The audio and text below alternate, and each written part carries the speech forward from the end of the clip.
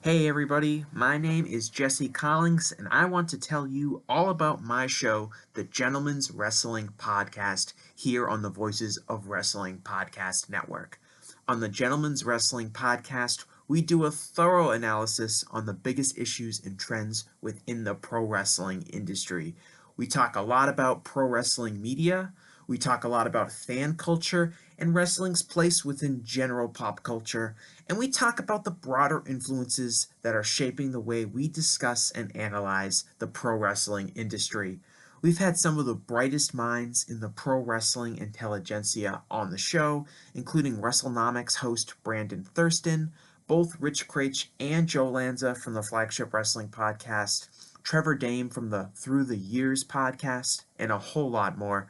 This isn't a show for hot takes. It's not a show recapping the latest episode of television. This is a show focusing on the biggest topics in pro wrestling and doing a deep dive on the real stories behind the surface level analysis you might find elsewhere. The Gentleman's Wrestling Podcast is available wherever you get your podcasts, and we'd really appreciate it if you gave us a try. Thanks.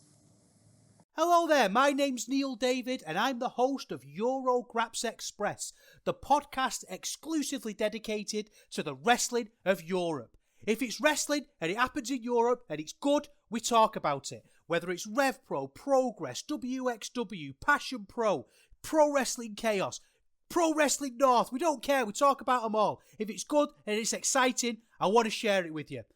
We're on the Voices of Wrestling Podcasting Network. Check us out on the feed. Check us out on Twitter at EuroGrapsEXP. And join us for chat about European wrestling and a little bit of chat about cheese. Hopefully see you there. This podcast is a member of the Voices of Wrestling Podcasting Network. Visit voicesofwrestling.com to hear the rest of our great podcasts, as well as show reviews, columns, opinions, and updates across the world of wrestling.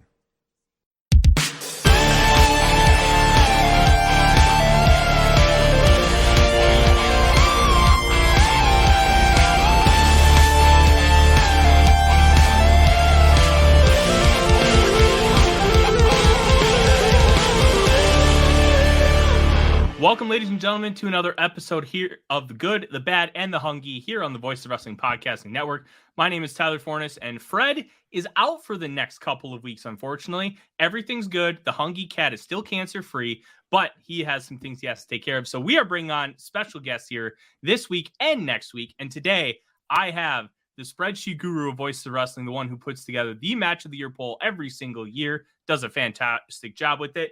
That is Jeremy Sexton. Jeremy, how are you? Doing good. I'll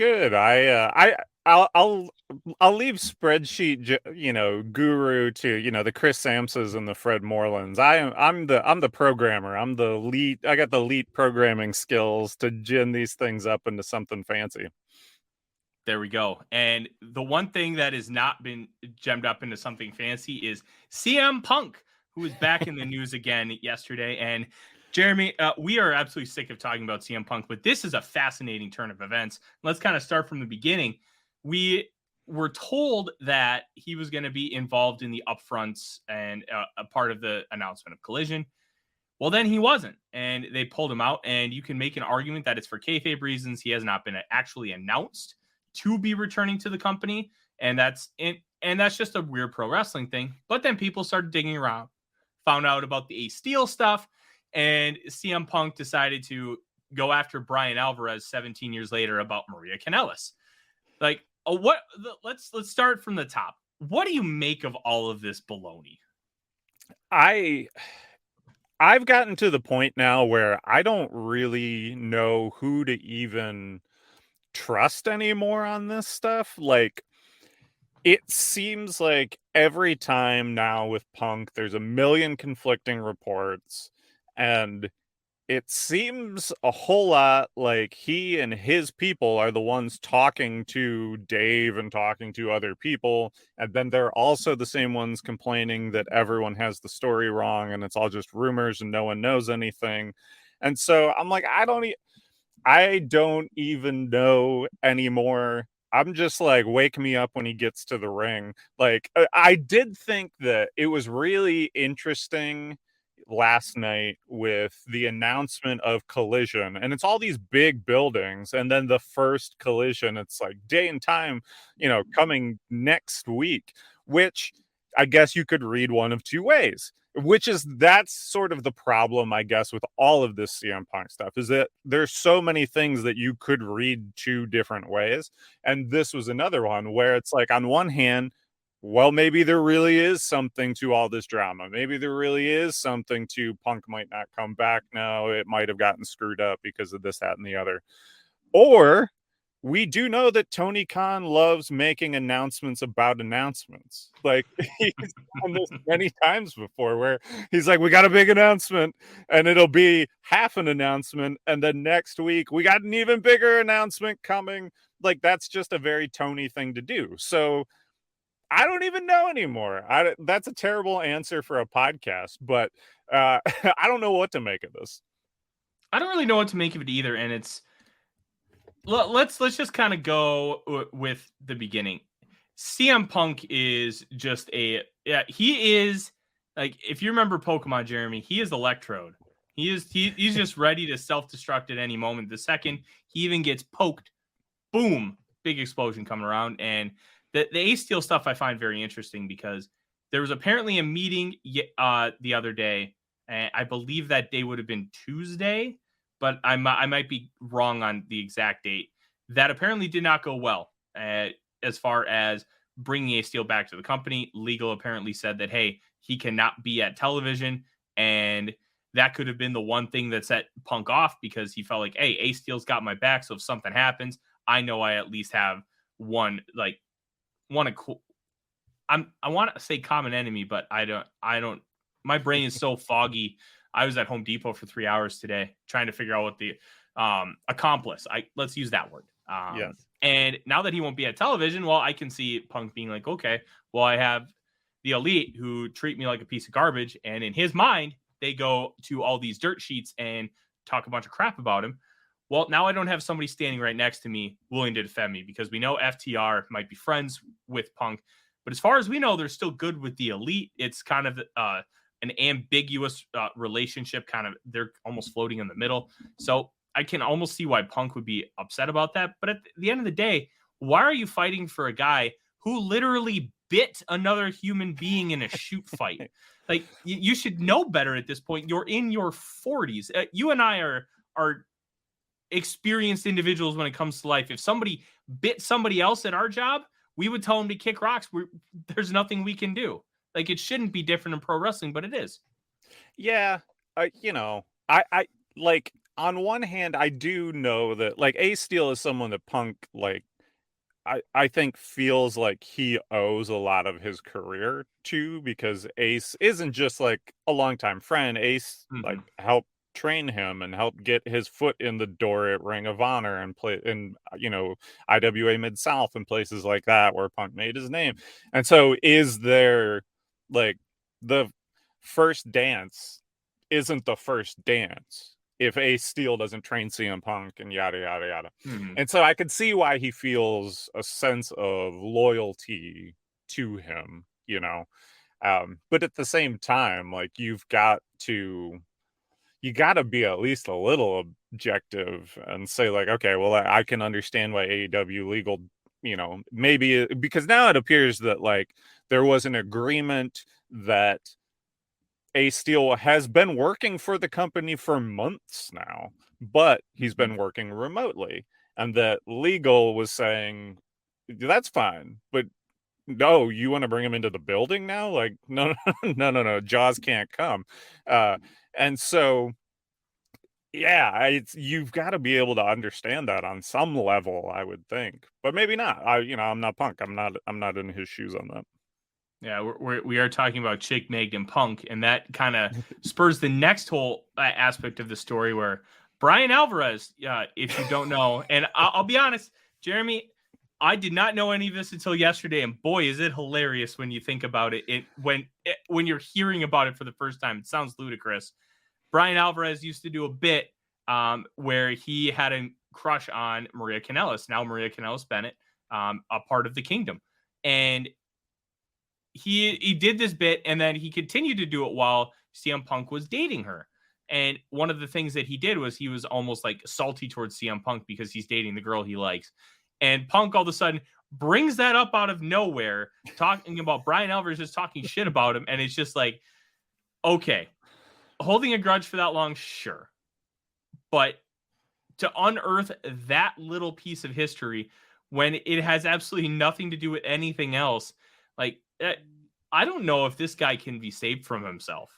The post that topped it for me was the one where he shared the email, because I still don't understand what he was trying to accomplish with that. Like, it's an email where Brian Alvarez is saying, look, like, I don't know what Punk's deal is.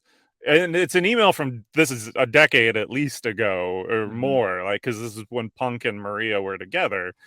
Like, Brian sends an email. It's like, I don't know what Punk's problem is. I'm sure he doesn't even care, but like, tell him we have no issue. Like, I'm not mad at him or anything like that.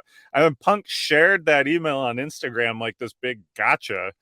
I don't know what the gotcha was supposed to be. It seems like that was Brian Alvarez doing his darndest to be like, look, I don't know what this guy's deal is, but I'm good with him. Don't, like, make sure he knows that there isn't any actual thing here.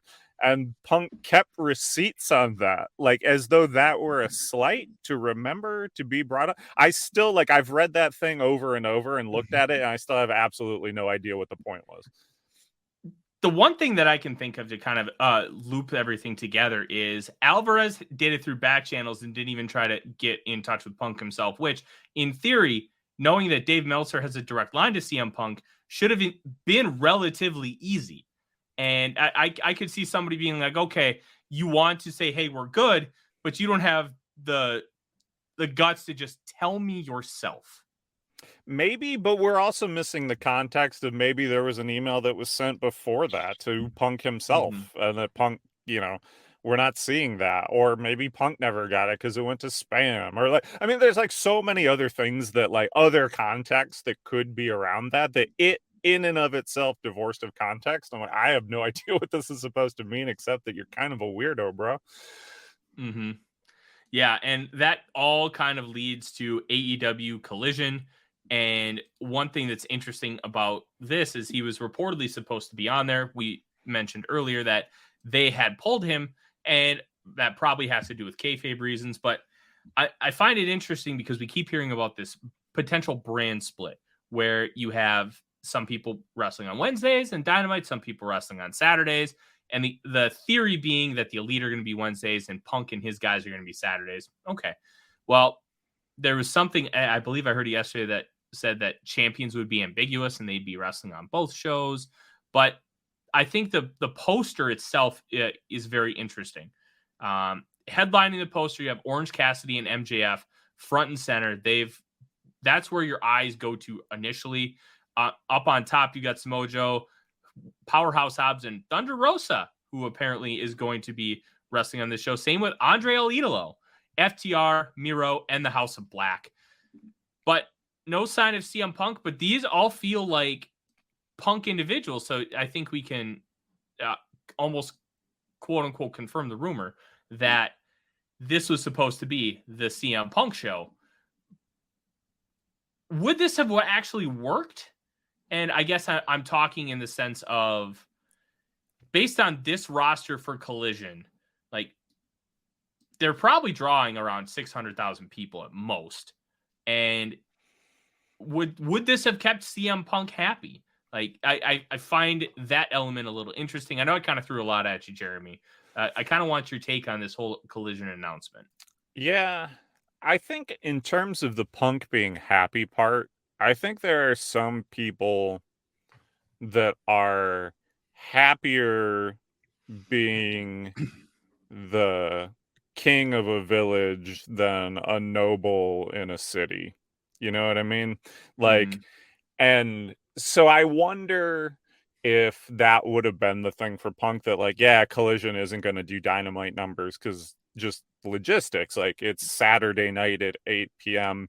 turns out some interesting things also happen on other TV channels during the college football season, say, or other times of year.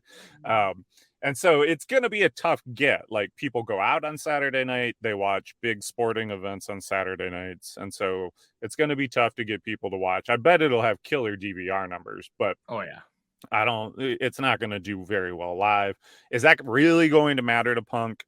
I don't know. Like, that could be a thing where he's like, I don't care. They built a show around me, and I'm going to find a way to say, like, well, maybe it's not the biggest commercial success, but it is the biggest success because it's the best creatively, or we're putting on better matches, or we're trying harder over here, or something like that. Like, I could see ways that would still, like, be, something he'd be okay with. It was interesting. It did seem like, okay, if you take MJF out of that and replace him with CM Punk on that poster, the poster seems to be pretty much exactly what people thought, with the exception of Orange Cassidy. That was a weird one to me, because it's not like, obviously Orange Cassidy is not someone that you think of as a problem child backstage by any means. And everyone else on that poster, I guess Joe really isn't either, but he's just, has the obvious connection to Punk. But everybody else in there, it's like, well, there's been some things here and there. But I guess this would be my question, is I question the wisdom of, do you really want to make an island of misfit toys that's led by the guy who's got this, like, weird sense of, well, I must be this locker room leader and take control of all the, like, that feels like, wouldn't you want to put, like, the most laid back people around CM Punk? Like, give him Orange Cassidy and Darby Allin and like all of these guys that are just like, yeah, they're going to show up and they're going to do their job and they're going to be great and they're not going to care about the drama. Like, put Punk on the Moxley show, because who's not going to bring drama to the arena? John Moxley. He's going to go, dude, shut up. What are you talking about? I just want to drink my fake beers and hang out with my hot wife and and make people bleed. Like, outside of that, I don't care.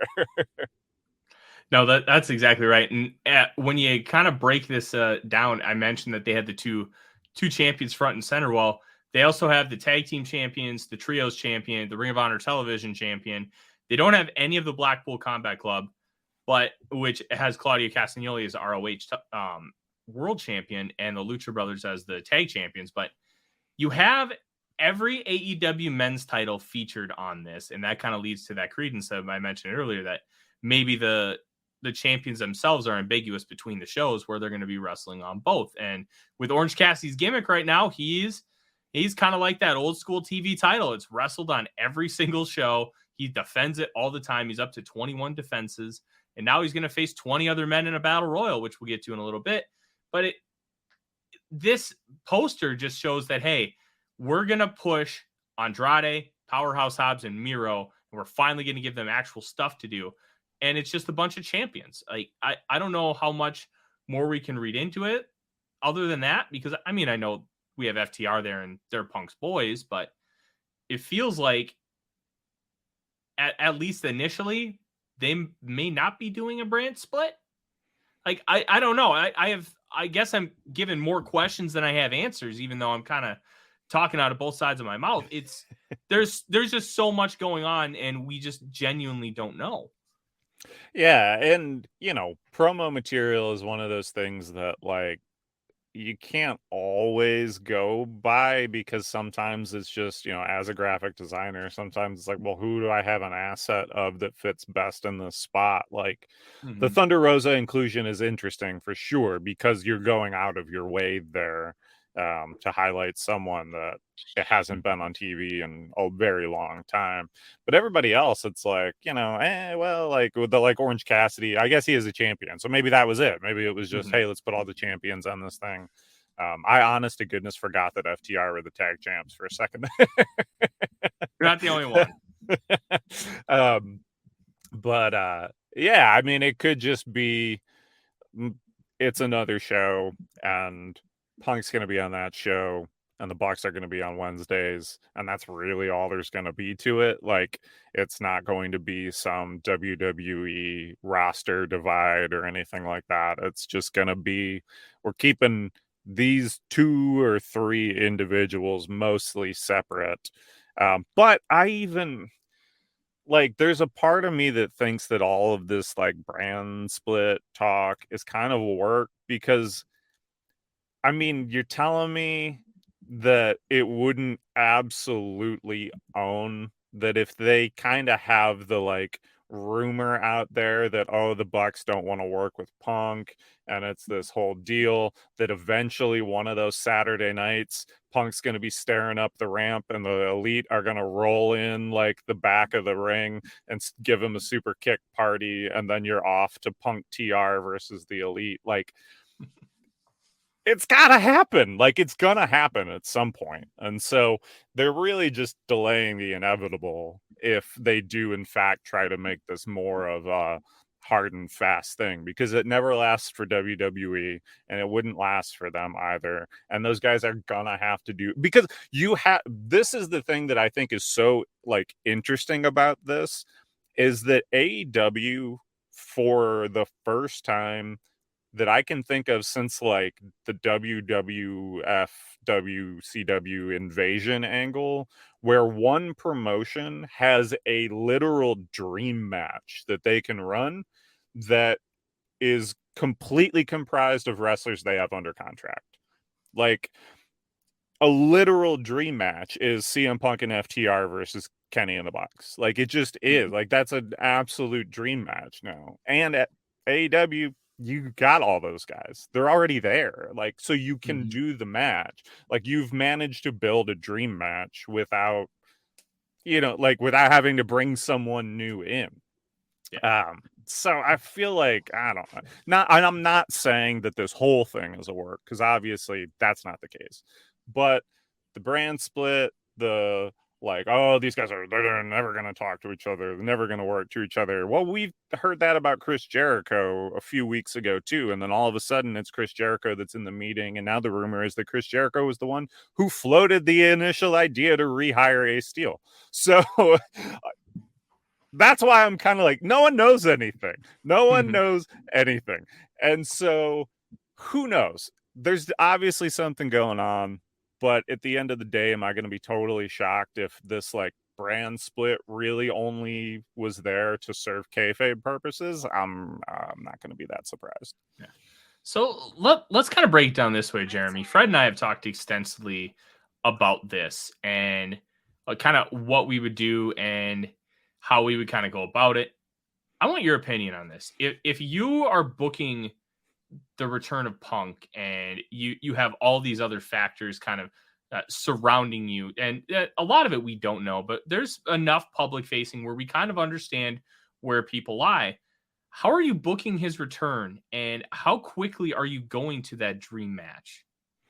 I would tease it in like some interesting ways, where I would have, say, like a trios tag tournament where if the results fell a certain way, that would be a matchup that we would get in the next round, and one of them loses.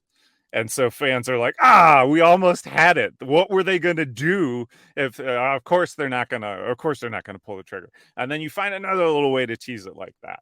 And then you do maybe something where like Kenny's got the title and Punk's on a hot streak. And so how do you deny CM Punk a title shot when he's so over right now? And so how do they wiggle out of that? And they find a little way to wiggle out of that until eventually you finally drop the hammer, say 6 months out, something like that. You don't want to wait too long, because Tony always likes to, hey, we got to save this for a rainy day. It's like me and Zelda. Like, I've been playing a lot of Tears of the Kingdom lately, where it's like I'll get a good weapon and you're like, I don't want to use this because I don't want it to break. And so the whole time I'm running around with twigs just trying to beat up goblins, because I don't want to use the sword I have, because the sword's going to break and then I won't have it. But I've hamstrung myself the whole game the whole time. There's my Zelda analogy for the day. And so it's like Tony does that with matchups where it's like, we got this dream matchup and this dream matchup, and we can do all these different things. And he never gets around to any of them because people get hurt or contracts expire or whatever. And so you don't want to wait too long. But I give it like 6 months and I do a couple little teases there, here and there, where fans feel like, oh my goodness, they're going to do it. And then they don't do it. And they maybe give up hope. And that's when Super Kick Party we're off to the races. That's actually, I mean, it would basically be the exact same way they started the invasion, now that I think about it, because it was Lance Storm with the Super Kick that kicked off the invasion. That you have the Bucks Super Kick CM Punk and we're off to the races. FTR makes the save, they bail, and there we go. It's the Elite versus Punk and FTR, and we've got our big program that's going to take us through, say, Full Gear or whatever it is. So your thinking is that this match happens within about a 6-month time frame. Will it? I don't know. Would I do that? Yes. Because it's Punk. Who knows? In 6 months, he could blow out another leg. He could blow up all his coworkers. Yeah, who knows? He's going to be sitting there eating muffins, doing God knows what again. You can't trust that it's going to be there forever. So I would buy Full Gear. That's the main event for Full Gear. If not even we tried to do it quicker than that. But that feels like the earliest you can really do it, because you don't want to mess with it around Forbidden Door, because you want to make that more the New Japan versus AEW kind of thing. And then it's you don't want to do it. I mean, I guess you could do it for Wembley. But I think everybody kind of has earmarked Kenny and Will for that, and that feels right. And so maybe you could do the big angle to kick off the feud at Wembley, but then what do you do the literal week after for the pay-per-view? Who knows? That's going to be really strange anyway, and you definitely don't want to do that match on 1 week build. So I would say November. Let's do it around Full Gear. What Tony will do, I mean, who knows? How long? We'll end with this, and we'll probably end up circumventing back to the Punk conversation as we talk about Dynamite and how things are trending towards Double or Nothing. But in your opinion, Jeremy, how long is too long to wait for this match? Because you mentioned that Punk could get injured again. I believe he's 47 years old. And on top of that, he has a loose cannon for a mouth. And he just kind of says what's on his mind, for better or worse. And kind of with the invasion, one of the unfortunate things was, and some of it was out of WWE's control, some of it was they screwed it up, was they had a lot of wrestlers under Time Warner contract and not WCW contract, and they missed the ship in a whole lot of ways. How long is too long to wait for this thing because of how much money can be made right now? And I ask that because Tony Khan loves the slow play. He loves to plant seeds, as you kind of laid out in your kind of fantasy booking idea. He loves to plant those seeds so you think it's going to happen, and then you anticipate it, and then he comes and brings it out of nowhere, and then it makes it all the better. Like the Wardlow story took 3+ years. The Adam Page story took 2.5. He takes time with these things. Time isn't on their side with this. So in your opinion, when's too late? Yeah, I mean, I think the problem is that we don't know what too late is, because too late is determined by Punk's body and his mouth.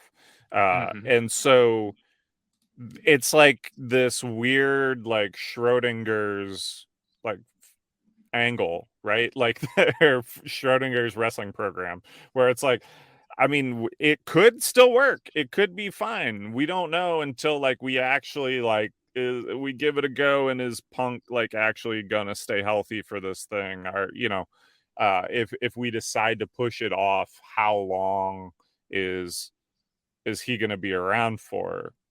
If he can stay a couple years, that's too long. But within a year, I would say is fine. But that is provided that he's around to do it. And because you don't have that guarantee, whereas Wardlow, Hangman, these guys, I guess Hangman's not as young, But these are guys that are kind of up and coming.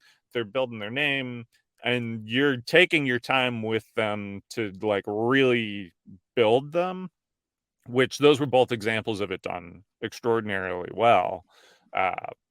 But with Punk, it's like we're just trying to get like one real hot program out of this, because everybody in this match is already made. It's just we have the guys, we can make the program. So I don't see any reason to delay it other than to make it bigger. And you can definitely make it bigger by putting it off, as long as you're giving people little tastes along the way. You could do it next year at Double or Nothing. You could do it next year, at an All In or something like that. But is Punk going to be able to stay healthy and stay, cheery? Who knows? And so that's the tough part, is it's really kind of out of your control. Yeah, I think out of your control is a really good way to phrase it. I can't wait to see how this plays out, because this is like I've become a big Brother fan after I got married to my wife, and she got me into the show, and there's all sorts of like twists and turns and like backstabs and stuff, and this just feels like one of those old school reality shows that debuted in the early 2000s. We just get to see it in pro wrestling, and it makes it fun and incredibly frustrating and annoying, but that's part of the deal. And no one has ever been less here to make friends than CM Punk. Cookie Monster, Chick Magnet, whatever you want to call him. He's like Cardale Jones. I'm not here to play school. He is not here to play friends. And let's roll this into Dynamite, where last week we had an all-timer, and this week was like, what was your opinion? I've seen people think this was really good. I thought this was like, for a really good Dynamite, I thought this wasn't very good. Like, it was on like kind of like the lower end of like a really good show, but it had a lot of good stuff. Yeah, I mean, it was a show where things happened. I'm totally like, it's really hard for me to compare it to last week's, because I was actually in the building for last week's Dynamite. And so that was like an all-time episode. And it got the live bump for me. And so then I watched last night's, and I thought overall it was a pretty good show. There was nothing that's going to really stand out in my mind. We got an angle for the Elite and the Blackpool guys that it wasn't like some like big thing. It was an announcement, but it was one that we already kind of figured was coming. So things happened. It wasn't a nothing happening show. None of the matches I thought were bad, but none of them were like blow away. So it was a show. It was a pretty good show. It was certainly better than most episodes of other wrestling companies' weekly TV shows, but comparing it to the Dynamite standard, yeah, like you said, it's like lower end of good show. Yeah, lower end of good show, I think, is a perfect way to put it, because there was good stuff, and we'll kind of start here. We are big Christian fans on this podcast. We love Christian Cage, and I think this is arguably the best character arc of his career. He's just been doing tremendous stuff ever since he joined the company, and he really is kind of living up to that phrase, outworking everyone, and he did that here. Wardlow calls him out and says, if you're going to spit at me, so at least spit in my face. And then they just kick his ass with the ladder, Christian and Luchasaurus, and kind of makes him look like a geek. But Christian, once again, outworking everybody. This dude is just having a phenomenal run. I kind of like that, like, it did kind of make Wardlow look like a geek, but in a way that really works for his character, that, like, he's too, like, strong. He's a meathead. Yeah, like he's too much of a meathead. Like he's too strong for his own good, and he thinks he can just punch his way out of anything. And he's going to have to learn that he has to be smarter, and that's what Iron's going to teach him. So I think that's actually like a pretty interesting little wrinkle to give him. What I thought was so interesting about this segment was how split the crowd was. Did you notice that? Was that like Yeah. they were cheering Christian, whereas last week in Detroit, I had to go back on YouTube and watch Christian's promo because I didn't hear a word of it. Like, he legitimately got the Dominic reaction of people booing him, you know, so loud that they couldn't hear what he was saying and he couldn't keep going and he had to just keep talking over him. It was like they didn't have to do it by turning on the vacuum cleaner. Like, it was totally authentic. Detroit wanted to boo that man. They were chanting Edge is better. It was it was hilarious. But then last night in Austin, Christian gets this, like, I think I had called it in the Slack, like the House of Black reaction, where people are like excited to see him because it's like, oh, it's Christian, and we like that Christian's here and Christian does cool stuff. He has funny promos, but he's a heel, and so we do want to boo him, but we also want to cheer him. And so it's this weird like blend, and I feel like House of Black gets very similar reactions where people don't know what to do. They cheer because they're cool, but then they're also heels and they work the matches as heels. And so it's like, well, we can't really cheer them against they're wrestling the Acclaimed and Daddy Ass. Like, oh no, what do we do here? And so that's always been a thing with House of Black that I've kind of noticed that I thought was interesting. And I noticed it last night with Christian, and I'm not sure, is that an Austin thing? And I tend to think it is because Detroit was so vociferous last week, unless that Christian promo was so legendary that now he's made and it's going to be impossible to boo him because it was just so freaking funny that he comes out and tells all the wrestlers with dead fathers that they have daddy issues. Yeah. I kind of like how you phrased it. This is just a weird dichotomy, and in this promotion, you don't necessarily always have ambiguity between faces and heels, but you do with some. There's always going to be people who love wrestlers like Kenny Omega, and even when he was a heel, he wouldn't get all heel reactions. Don Callis got most of those reactions for him because people still loved watching Kenny Omega wrestle, including myself. And Christian Cage has just gotten so good at being this just demonstrative character. And it's almost like the Stone Cold Steve Austin syndrome, where even though he's a heel, you still love him because he's just this utter badass and like the anti-hero. And while Christian's not a one-to-one comparison, his shtick is just so good that you can't help but love it. And that's kind of where I'm at. And you see the crowd's really responding to it. And the House of Black comparison, like, the spooky stuff, like, there's debates about that all the time. Does it have its place in wrestling? Sure. Do I want it? I don't really care. Just don't do like Bray Wyatt the Fiend spooky shit. Now I'll deal with whatever it is, because once they get in the ring, like that match with the Elite for the trios titles, like I gave that one 5 stars. I absolutely loved that match, and they can absolutely go in the ring, and they have really good chemistry, and they don't fight like spooky magic dudes. They just act like they're in a cult. And like, I can deal with that because the in-ring is great. And with Christian, he's just such a snarmy, slimy little prick that you hate what he has to say, but he's just so good at saying it that you can't help but love him. I think you explained all that really well. It's interesting because, like, I guess the way I would describe him is cartoonishly evil at this point. Oh yeah. And the only other person I've ever seen turn themselves babyface by being cartoonishly evil is Chris Jericho. So it's kind of apt, these two former partners, that like maybe Christian's picked that up from him. Now all we need is Trish Stratus to come in the middle and make out with Christian in front of Chris Jericho's face, and we have ourselves a ball game. Well, we got Anna Jay. It's close enough. We'll just do that. There we go. Yeah, this is a great opening angle, and they did not waste any time. They went right into one of my favorite tag teams, Big Bill and Lee Moriarty versus freshly squeezed George Cassidy, the international champion, and Darby Allin.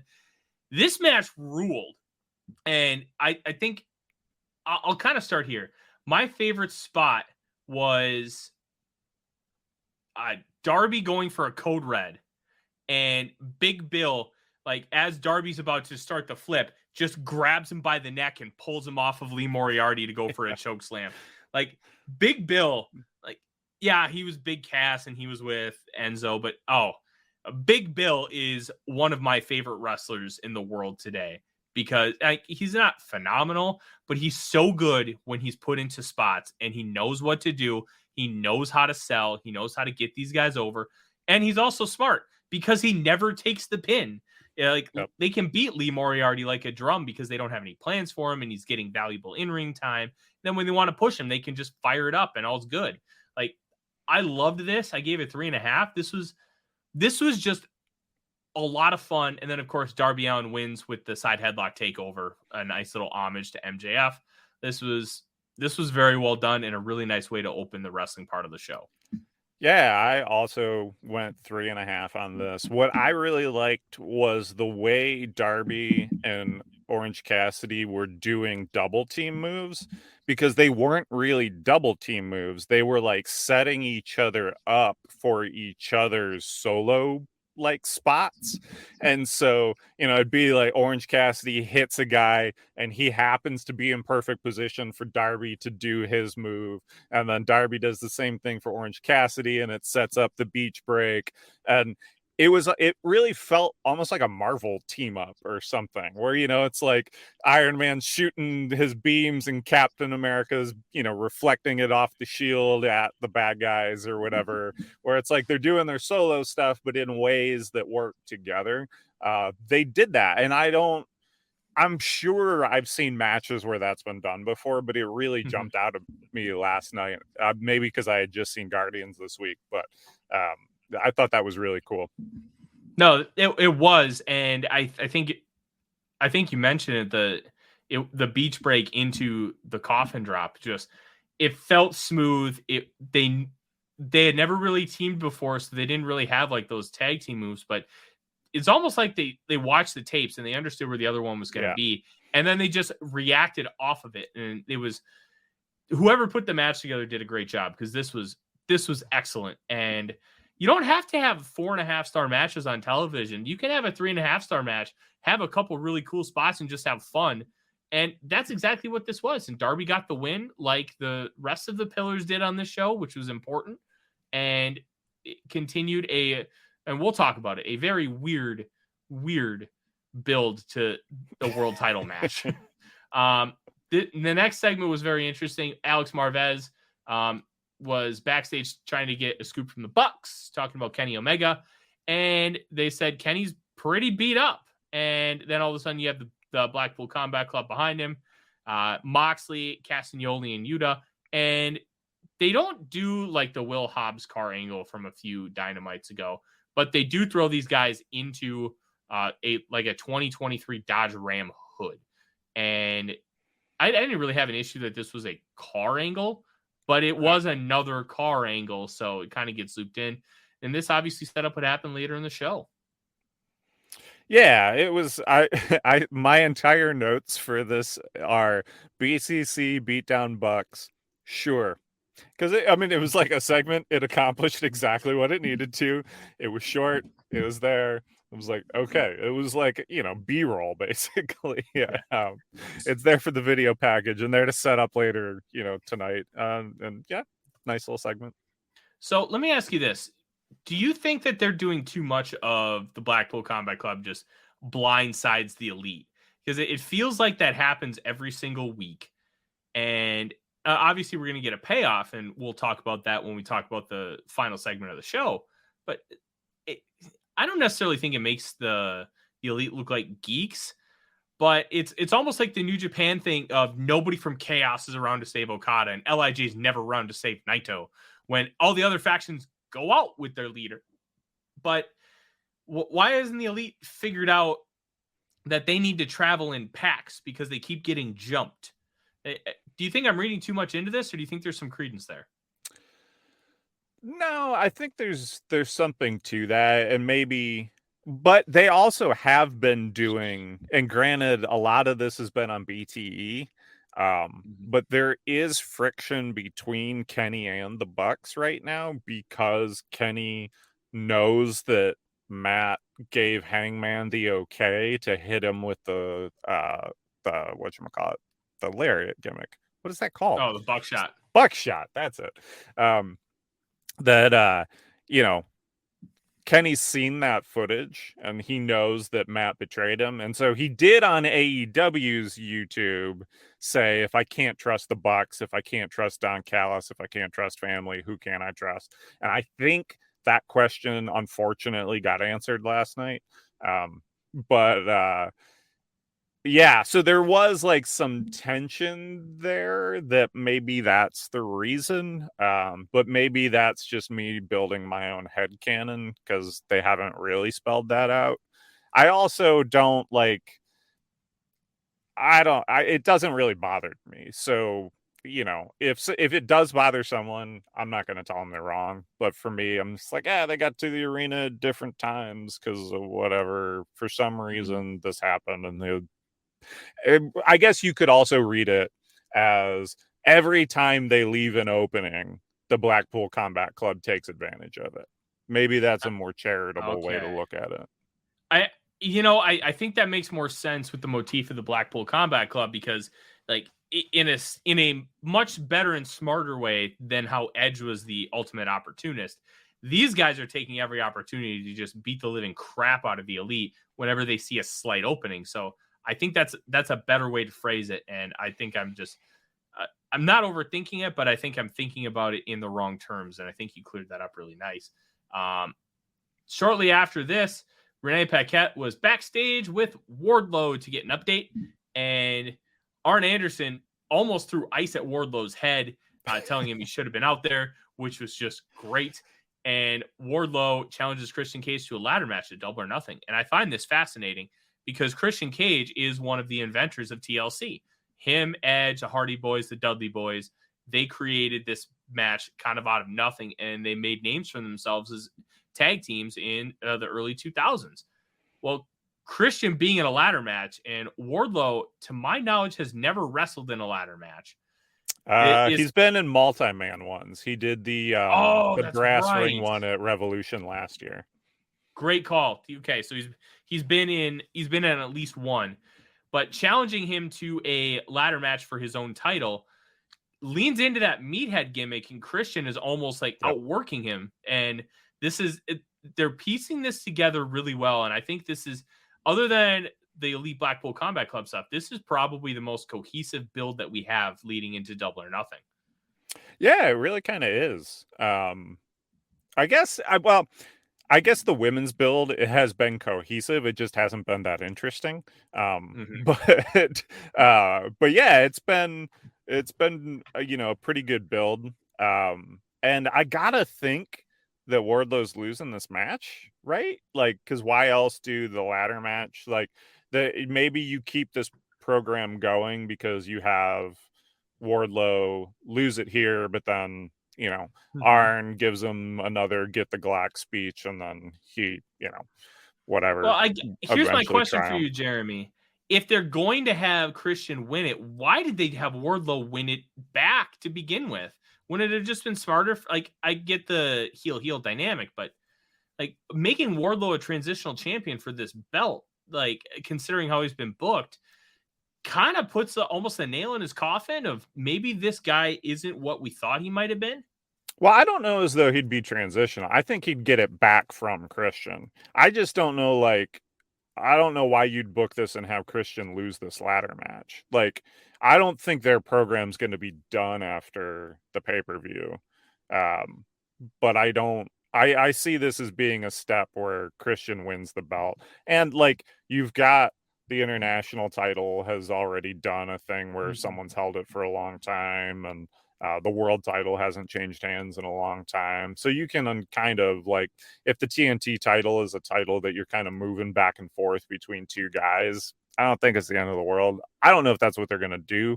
I just I wouldn't have Christian lose the ladder match here, especially when he has Luchasaurus and Wardlow has Arn, and that's it. So maybe this builds to some sort of cage eventually, or we're putting Luchasaurus in a shark cage or something. I don't know. Oh, A I like dinosaur that. cage, the Jurassic Park match. There you go. Now that is what you call brand synergy, because if I'm not mistaken, Jurassic Park is a Warner Brothers product, and that sounds exactly like something Tony Khan would do. This I found interesting, and Kevin Hare and I both kind of called it in a different sense. After the commercial break, Renee Paquette is backstage with International Champion Orange Cassidy, and she mentions Kyle Fletcher, and Orange says Kyle Fletcher should fight Tony Khan if he wants a match for the international title. He said, hell, I'll fight them all. And to me, that screamed multi-man match. And we found out later when they ended up talking again that it's going to be a casino battle royal for the international title. And I'm really intrigued, one, because battle royals in this company are objectively great. As far as battle royals go, this company does a great job with them. I wonder where Orange Cassidy comes into play here. Is he in the first 5? Is he the Joker? Because historically, they like to use the Joker as kind of a surprise.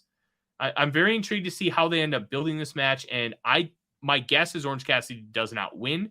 They've been kind of building it up where he keeps having to battle all these injuries. But like, I'm very fascinated about what the booking is going to be here.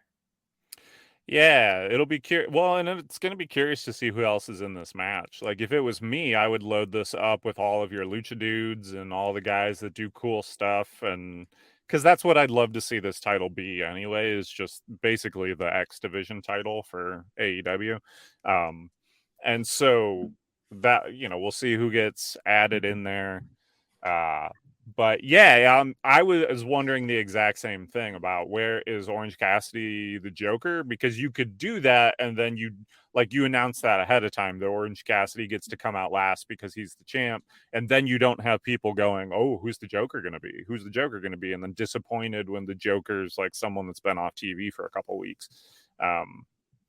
And so, or I mean, maybe they do have someone. Maybe Drew McIntyre shows up or something. I don't know, but like, I doubt it. So I would probably just have Orange Cassidy be the Joker. Like, he gets to be the Joker. It's his title match, and so because I guess wrestlers in AEW just get to book their own matches, and so he's decided that he gets to come out last because it's his match. Whatever. I don't know. Yeah, it's an interesting dichotomy, that's for sure. But I will say this: it's going to be interesting, and we're going to talk a lot more about kind of the Double or Nothing build throughout the rest of the show. And next week, when we preview the 4th rendition of Double or Nothing, no, it's the 5th rendition of Double or Nothing. Man, we're already about to start year 5 of this company, and that's a fascinating one. But Double or Nothing. I love it. Next, we have the Spanish God, Sammy Guevara, versus the greatest job name of all time, Exodus Prime. I've seen some interesting ones. I saw a meme floating on the other day. A guy named Bobby Salsa from like the early 1990s. Phenomenal job name. Obviously, you have Special Delivery Jones. But Exodus Prime, just tremendous. Makes really short work of him. And then Sammy cuts a very weird promo. I think we're getting a double turn here, Jeremy. I think Sammy Guevara's he's kind of been floating being like a heel leaning tweener, and then he went full blown heel, and then it feels like he's straying more towards face after the MJF stuff. But I think we're gonna end up getting Sammy Guevara and Jungle Boy double turning, and I think this is obviously he has a big connection to Austin with Wrestle Circus and all that stuff, but it feels like that's kind of the direction this is going. Yeah, it does. And I don't like it because I don't think Sammy's a very good babyface. Like, he just isn't. Like, it's not even, it's just his face. Like, I don't know. So that's thing. It's like, is there anything I could? No. It's like that scene in Step Brothers where Rob Riggle's telling Will Ferrell, like, I just want to punch you. It's like, why? Is there anything I can do? It's like, no, it's just your face.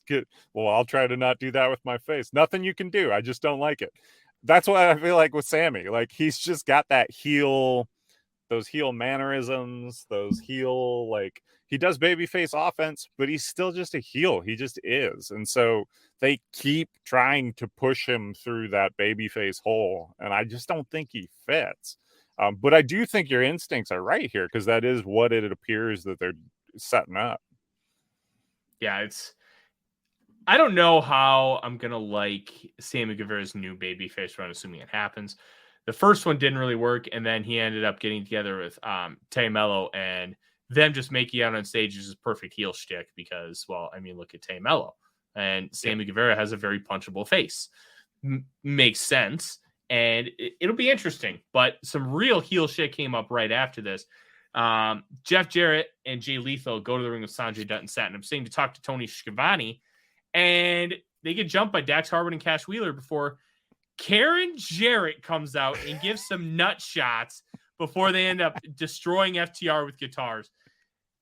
This was great. This was classic Jeff Jarrett. I'm just gonna be an absolute dick, and I'm gonna bring out my hot wife, and she's going to kick you or hit you in the balls, and I'm gonna get my shine in the ring, and you're gonna be laying in a bloody pool. Like, this was awesome.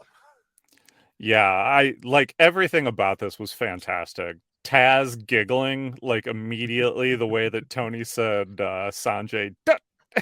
And Taz, you just immediately hear Taz snickering and then going Dutt, Dutt. It's just funny.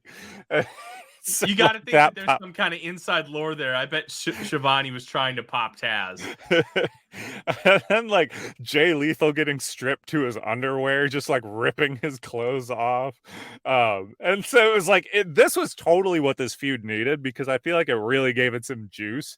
And then it just got completely ridiculous with like Karen Jarrett's in the ring, and then the guitars don't break clean at all. Like, that looked so brutal. I have in my notes just, this is perfect, no notes. Like, I just loved it. Like, this was such a great segment. Yeah, it was. It's just one of those little things, and I love the little things. It's awesome. This match is going to be fun. I would love to see them built up Jarrett and Lethal. They won't, but I would love it. It would add a little different element to this company. And Jarrett's over as hell. Lethal's over as hell. Like, just let them have fun in the tag division for a few months, and then have them drop the titles right before Forbidden Door, and then you can do some major programs. Yeah, I guess the problem is, like, the match quality is not really there with them. And that's kind of like AEW's always kind of hung, especially their tag team hat on match quality. And so that's sort of the issue, is that, like, I really enjoy their antics, and then the bell rings. I'm kind of like, I'm a little bored, honestly, like, until like we start getting to the home stretch. And so that would be my only, like, but it, there are plenty of champions that don't wrestle very often in this company. So. Oh yeah, and we'll end up talking about that a little more. Dr. Britt Baker, DMD, and Hikaru Shida with new music. I thought this was a very good music change. And they faced the Outcast, Ruby Soho, and Tony Storm. I hated the end of this match, and I'll tell you why. I thought that the work was good. You're always going to get good work out of these four, especially when Ruby Soho is going up against equal or better workers, because I feel like she works a little too much to her opponent than being able to really elevate anybody. But Tony has the spray paint, and Britt Baker turns around, and it's so blatant in the camera shot that you can see the spray paint that I'm like, okay, there's no way Britt doesn't see the spray paint. And I just felt it made her look like a geek. I don't think that was the intention. I think he was supposed to have been blocked out, but it wasn't. And now you have Britt just looking like a total geek, and like, it accomplished what it was supposed to. And we were told that Tony Storm has 4 wins in 5 calendar days, and now is going to eventually challenge for the women's title. I believe it is that Double or Nothing, but man, this did not end well. No, and I don't like, even beyond Britt not seeing the spray paint, how does the ref not see that she's covered, like her face was covered in green paint? Like, does that I mean, I guess that's always the thing with like whenever people do miss too, but like, I mean, quite obviously she's been sprayed in the face with spray paint. So, which also, I want to know, what are they using for this spray paint that they're able to just keep spraying this in people's faces? Right? Like, I wouldn't take a spray paint shot to the face. It can't be actual spray paint, but yeah, it's got to be green. And I wonder if it's canola oil with green dye. Maybe.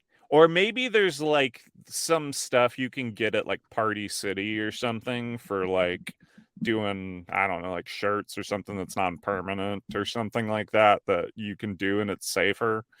I don't know.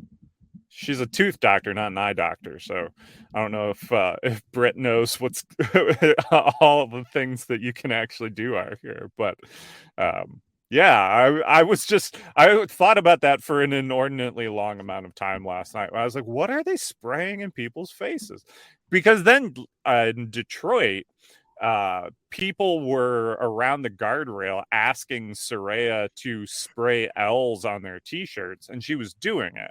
But it didn't look like, it was definitely there, but it wasn't like super dark. So there's something going on, but I don't know what. But I'm definitely, if it comes to it, put me through a table before you spray me in the face with spray paint any day of the week. Yeah, because that kind of shit can blind you. So it's got to be gimmicked. And then right after this, we had the announcement of the 20-man battle royal. And then, so let's talk about this portion. Tony Khan made a massive announcement. He officially announced Collision. And then he said, we're going to announce next week where the first Collision is going to happen. We all know it's Chicago. We called it on this show a month ago when we saw that the United Center was booked for the 17th. I'm like, that's the day Punk's coming back. And so far, that's kind of what the trend is. But I want your take on this, Jeremy. He explicitly said there'd be an announcement made on TNT. Yep. And then David Bixenspan, renowned wrestling journalist, said, did you mean to say TBS? And he said, no, I said what I said, and I meant what I said. And then he didn't make an announcement on TNT, but they made an announcement at the upfronts. This whole thing's kind of wonky. Because Collision will be on TNT, right? Yes. But he said the announcement would be made on TNT. Yeah. Maybe Tony just got his wires crossed there and he meant the show would be on TNT, not the announcement. Or maybe like that's what he meant, thinking like people didn't know it was the show. I don't know. It didn't really make any sense. I thought for sure that the whole Adam Cole getting removed from the building was just a kayfabe reason to send him to wherever for inside the NBA because they love to use Adam Cole for those sorts of things. I thought they were going to have Adam Cole go there and be like, hey, we're AEW and we're going to be on Saturday nights now. And instead, you know, obviously, as we'll see in the next segment, that wasn't the case. Yeah, I don't know. It was weird. Unless maybe it did happen at some point during the basketball broadcast. I obviously didn't watch the game because I was watching wrestling. So maybe they made some announcement during the broadcast. I don't know. That's a good point. We don't know, but the whole thing was kind of convoluted and weird. And what wasn't, and still was the next match, Falls Count Anywhere, the Ocho Chris Jericho versus Roderick Strong. Let's talk about the table spot. Also Billy Graham passed away. Oh my goodness. That was like, it would be like, so I don't want to wish ill on anybody, but if somebody like one of the Dudley boys had just passed away and then you announce that during a table spot, it would be a really cool little homage. But to do it for superstar Billy Graham, and I understand these shows are really timed out, but whoa, what a world, man. We'd like to solemnly announce the passing of Billy Graham as Chris Jericho is suplexed through the table. It was like that Castellanos drive to right field call. Phenomenal. And then what's not being talked about is what happened shortly after that. I think it was when they were about to go into the stairwell. They announced, Excalibur announced, and Rampage will be at a special time. Like it's almost like Tony Khan was in his ears. Hey, you have to say these couple things during this match. Yep. Oh crap! What am I supposed to do? Poor Excalibur. Like the Rampage one is whatever. It's fine. I get it. Like, you know, those things are awkward, but they're ever present and I understand them. There is no reason you couldn't have waited for the Billy Graham thing for wait for during Rush's entrance. Like while Rush is walking to the ring, be like, you know, we're excited for this match, but we do want to mention solemnly, you know, Billy Graham has passed. You know, we wish, you know, his family the best. And then a match starts, as opposed to they're brawling in the back covered in ice cream and it's getting put through a table while you're trying to be very solemn and respectful about the passing of Billy Graham. So my favorite part of this whole thing was Chris Jericho gets the soft serve ice cream in his face, and then to wipe it off, he grabs a towel out of a trash can to wipe his face. Like, this whole thing was absurd, but I will say, you could tell Roderick Strong had his working boots on. He was into this. He had Chris Jericho's chest bleeding within 5 minutes. And then they had that really cool chop battle where they're in the stairwell. That was so on good. The side on this little, on this little platform. It was probably 3 feet wide. Yeah. Just off center of the actual stairwell. Oh, it was awesome. And then awesome the finish, we kind of saw what was coming based on what last week had with the band from the building. Adam Cole comes and beats the living crap out of Chris Jericho, and Jericho's just lying in potting soil, just sweaty beyond belief after getting a last shot, and Roddy gets the 1, 2, 3. They celebrate. This was very good.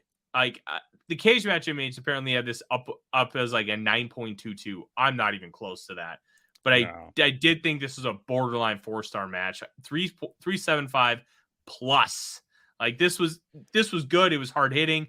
They worked it well. They tried hard, and there was some really fun, memorable spots. Yeah, there are times when you can tell Jericho just has this bug that he's wrestling some new guy he hasn't wrestled before, and he wants to just turn the clock back and have their match. And he did half of that with Roderick Strong, where half of this match was, okay, let's go out there and let's do the Roderick Strong thing, and you're gonna give me a backbreaker on the apron, and we're going to chop the crap out of each other, and we're going to just be black and blue when this thing's over. And I'm like, yeah, let's go do that. Let's be hard hitting. Let's be physical. But then also let's do the Chris Jericho thing of being Chris Jericho's the greatest Falls Count Anywhere wrestler of all time, because he's just so good. He's so funny, but never in a way that undercuts the match. It's always this, it's a character that seems realistic, but he's just so over the top, and he's this rock star, and he just can't believe that he's being so wronged all the time, and it just works so perfectly that he'll get some move over on the other guy or hit him with something, but then they do something and then he's complaining, and he's just the greatest. This was Jericho at his best. I still can't believe the Billy Graham thing. I still think about it every so often. Last night I was crying. I was laughing so hard. Hours after the show ended, we were talking about it on the Slack, and I was still just tears in my eyes because it's one of the funniest things I've ever seen. But I did have one nitpick in this. You had the nitpick earlier about why aren't the Elite traveling together? My nitpick in this match was, why did the rope break work? Because good call. The rope break is only there to signify that you have broken the field of competition, because as we've seen at times, you don't have to actually touch the rope. You can be under the rope and outside the ring, and that also counts as a rope break. But if the falls count anywhere, then what is the rope signifying? And signifying nothing, because you could get that submission anywhere in the arena. So why did it work? That's a great point. I guess on a false count anywhere, like I see where you're going with it, but is it always canon where a rope break ends up like you can't use it in a false count anywhere? Because like I don't guess know. I think it should be because, like, logically, the reason that the rope break works at all is negated by the existence of the false count anywhere stipulation. But I mean, the real answer is it worked in the match because they didn't think this hard about it. Yeah, because I guess my take on a false count anywhere is you can just have a fall count like in a garden, like they ended up having. But I never thought about the rope break. That's interesting, and that's a really good call out, Jeremy. After this, we had La Facción Ingobernables, Roosh, one of my favorite wrestlers in this company, locker room leader Roosh, against Jungle Boy Jack Perry. And Roosh just beats the ever-living shit out of Jungle Boy Jack Perry. And Jungle Boy gets the roll-up, which I did not realize at the time, but was an homage to how MJF beat Jungle Boy at Double or Nothing, I believe, 2020. And bada bing, that like very odd way to have Jungle Boy end up having like likely his last match going into the pay-per-view, but it is what it is. Then Preston Vance jumped in the ring, started beating him up, and then Darby and Sammy come out, make the save, kind of the whole Pillars thing. Hey, we're going to unite against MJF, and here we are, the weirdest build in company history. Yep. And also another nitpick thing. Sammy's there and he's in his gear.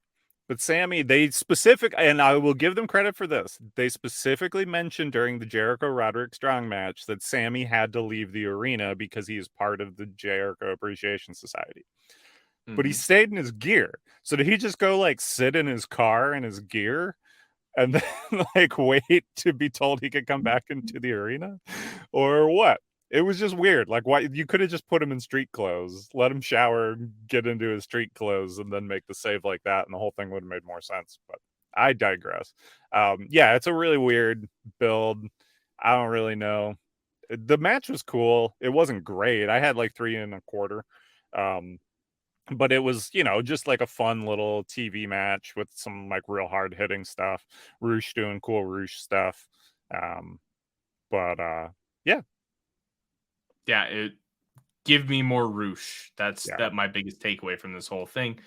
Renee Paquette was backstage with AEW World Champion MJF, and he just slaps the microphone out of her hand and storms off. He's pissed that he has to defend the title against these bozos. So I'm curious if that is a seed. MJF slapping the mic out of Renee's hand. Because it is full AEW canon that Mox and Renee are married.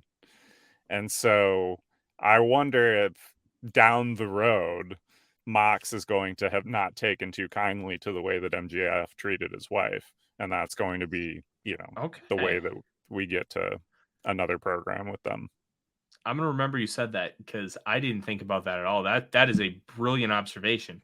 And then right after that, we had after commercial break, Paquette with Tony Storm, and that's the challenge for Double or Nothing. So that match is official. But now we have the main event. Ricky Starks versus Switchblade Jay White with Juice Robinson. And this is pretty good. I found it interesting, trying to think how they get out of this match, and Ricky Starks being just the hothead that he is, ends up using the chair, gets disqualified, and the heat kind of still stays, and I'm guessing they'll probably run this back at Double or Nothing. I don't necessarily think I like that, but we know Jay White has to win this feud, and now you're just kind of running with it. These guys have something better in them, and I'm excited to see it. I gave it 3.5, just solid TV match. That was another 3 1/4. I think this is the worst feud in the company right now.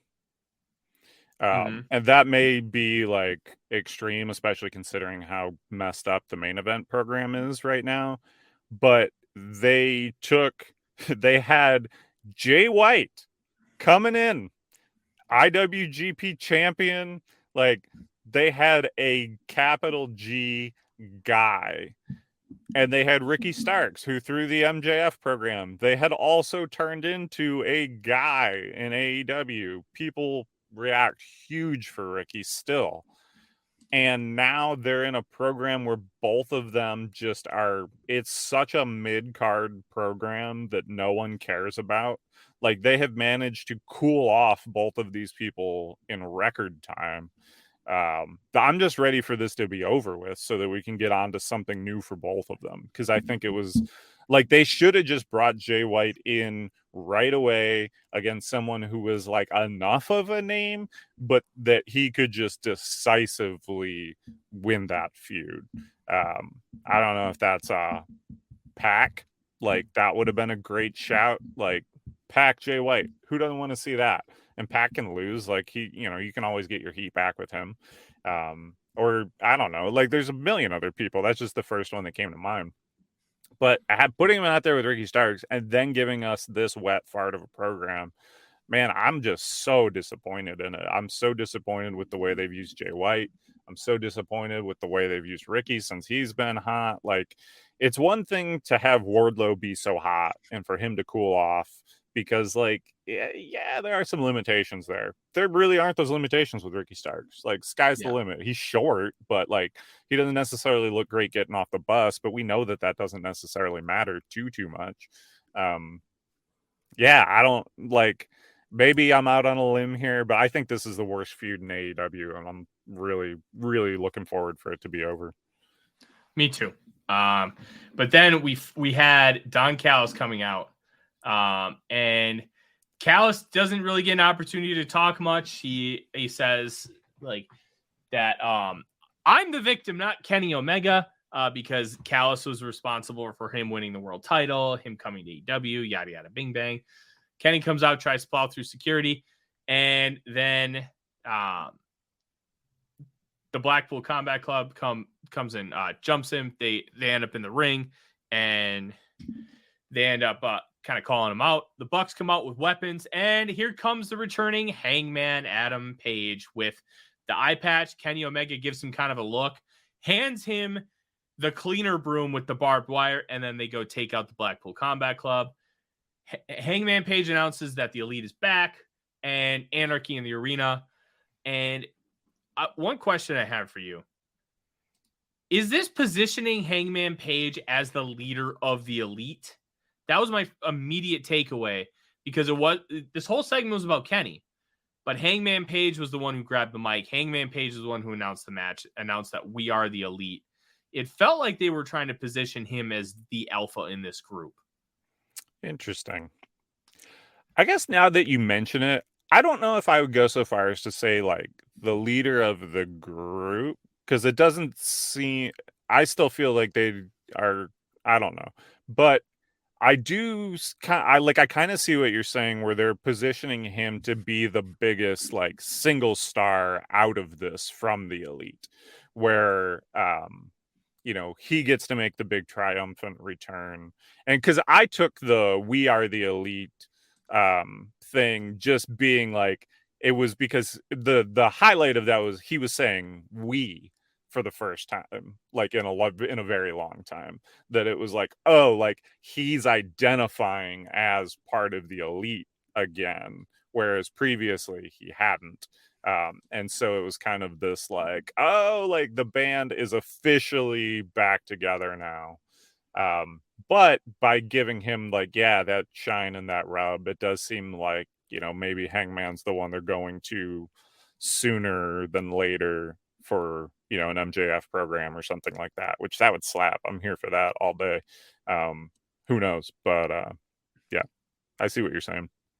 Yeah, I'm very interested to kind of see where this ends up going, because there's a lot of directions it can go, and I'm still convinced we're getting a Golden Lovers reunion in Kota Ibushi. But I know you mentioned earlier that you thought that chapter had closed and we kind of had an answer. I'm not 100% convinced, especially with the ambiguous nature of Don Callis and the loose relationship with Konosuke Takeshita. Yeah. And it'll be fascinating to kind of see how this shapes up. But we have now, from the time we're recording, 10 days until Double or Nothing. And this show could end up being really good, but I think this could end up being the worst AEW pay-per-view of all time. And that's still a good baseline. Right. That could still be like a 7.5 out of 10 show. And it's still the worst AEW pay-per-view of all time. Be the best AEW pay-per-view or WWE pay-per-view in months outside of maybe WrestleMania Night 1, but that's just night 1 of a 2-parter. So like this company's in a fascinating spot, and we have a lot of fun stuff coming up with this summer. This summer's probably going to be one of the better summers in the history of professional wrestling with how much cool stuff AEW likely has lined up. Jeremy, I want to thank you for coming on today. This was a lot of fun to get your perspective on things and talk to somebody that is as knowledgeable as you are and bounce different ideas. Cause I love talking with Fred and I get to do that every week, but it's really cool to talk to somebody who thinks of things a different way. Cause we can have a different conversations. Yeah, this was a blast. Thanks for having me on. Always happy to make an appearance when I can. Absolutely. Do you have anything that you want to plug before you end up heading out today?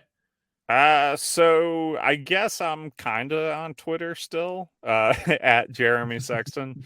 And then, I do freelance web graphics, etc. So if you want to hit me up, that's where I'm at. My website, jeremysexton.net. That's kind of the shoemaker's children at the moment, but, it's gonna get a refresh soon, but yeah, so that's me. You can find me on the internet, and if you want a good example of the work Jeremy does, he created the Good, Bad, and Hungee graphic. So if you like that is a great example of the quality work that Jeremy does. Make sure you go follow him. And next week we will have another couple of special guests. This time from 2 different countries: Joey Doherty from Ireland and Abraham Delgado of Puerto Rico. And we are going to be do a huge preview show for Double or Nothing. Until then, enjoy the chaos that is Cookie Monster Punk. Hey kids, do you like wrestling? Well, we like wrestling too. We are Shake Them Ropes here on the Voices of Wrestling Podcasting Network. Myself and Chris Novembrino kind of doing a lazy river of wrestling criticism, going through the news and whatever happened in stateside television wrestling. And also, you know what? Sometimes we just like to watch old stuff and talk about that too. Love for you to give us a listen. If you haven't already, we are Shake Them Ropes here on the Voices of Wrestling Podcasting Network.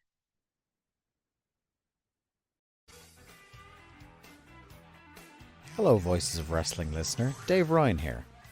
Have you ever wondered to yourself how many hidden gems are hidden away inside the last years of World Championship Wrestling? Have you ever asked yourself how many tenuous gags can be made about the name Mike Enos? And have you ever thought about what it sounds like for 2 Irishmen to interpret a very chaotic company through its B-show? The answers to all this and more are just a click away. Check out Days of Thunder every second Thursday on the Voices of Wrestling Podcast Network.